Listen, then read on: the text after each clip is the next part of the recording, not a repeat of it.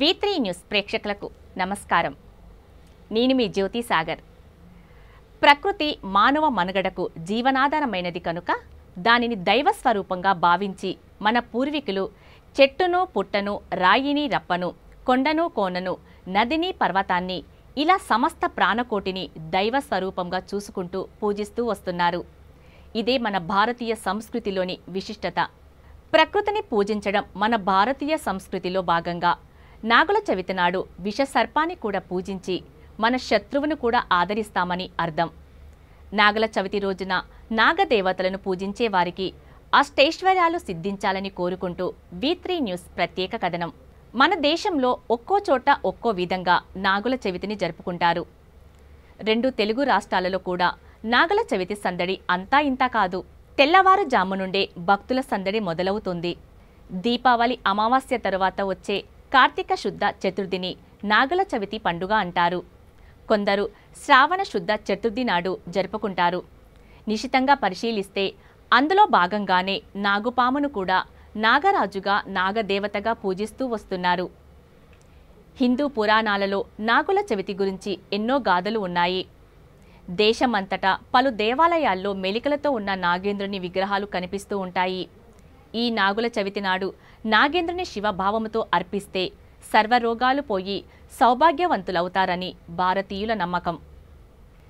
ఈ మానవ శరీరం అనే పుట్టకు 9 రంధ్రాలు ఉంటాయి. వాటిని నవరంధ్రాలు అంటూ ఉంటారు. మానవ శరీరంలో నాడులతో నిండి ఉన్న వెన్నుముకను వెన్నుబాము అని అంటారు. అందు కుండలిని శక్తి మూలాధార చక్రంలో పాము ఆకారంలో ఉంటుందని యోగశాస్త్రం చెబుతుంది. ఇది మానవ శరీరంలో నిద్రిస్తున్నట్లు నటిస్తూ కామ క్రోధ లోభ మోహ మద మాత్సర్యాలనే విషాన్ని గ్రక్కుతూ మానవిలో సత్యగుణ సంపత్తిని హరించి వేస్తూ ఉంటుంది. అందుకు నాగుల చవితి రోజున ప్రత్యక్షంగా విషసర్ప పుట్టలను ఆరాధించి పుట్టలో పాలు పోస్తే మానవిలో ఉన్న విషసర్పం కూడా శ్వేతతత్వం పొందుతుంది. అందరి హృదయాలలో నివసించే శ్రీ మహావిష్ణువునకు తెల్లని ఆదిశేషువుగా మారి శేషపాన్పుగా మారాలనే కోరికతో చేసేదే ఈ నాగుపాము పుట్టలో పాలు పోయడంలో గల అంతర్యమని చెప్తారు. ఇక సైంటిఫిక్గా చూస్తే పాములు భూమి అంతర్భాగంలో నివసిస్తూ భూసారాన్ని కాపాడే ప్రాణులుగా సమస్త జీవకోటికి నీటిని ప్రసాదించే దేవతలుగా తలచేవారు. ఇవి పంటలను నాశనం చేసే క్రిమి కీటాదులను తింటూ పరోక్షంగా రైతులకు పంట నష్టం కలగకుండా చేస్తాయి. అలా ప్రకృతి పరంగా అవి మనకు ఎంతో సహాయపడుతూ ఉంటాయి. ఆంధ్రులే కాకుండా కన్నడీలు కూడా నాగుల చవితి పండుగను జరుపుకుంటారు. నాగుల చవితి రోజు పుట్టలో పాలు పోసి చలివిడి చిమ్మిలి వడపప్పు నైవేద్యంగా నివేదించాలి.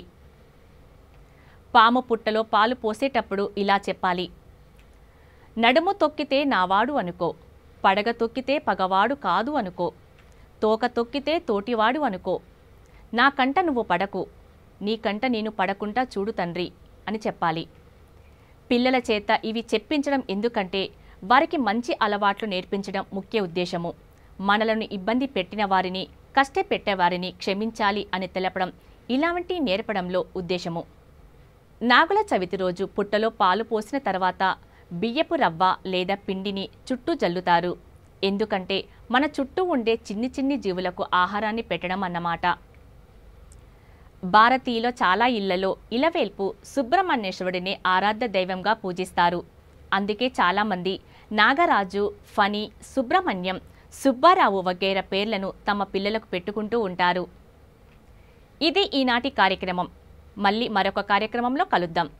అంతవరకు చూస్తూనే ఉండండి V3 న్యూస్. లక్ష్యం సమాజహితం. నమస్తే.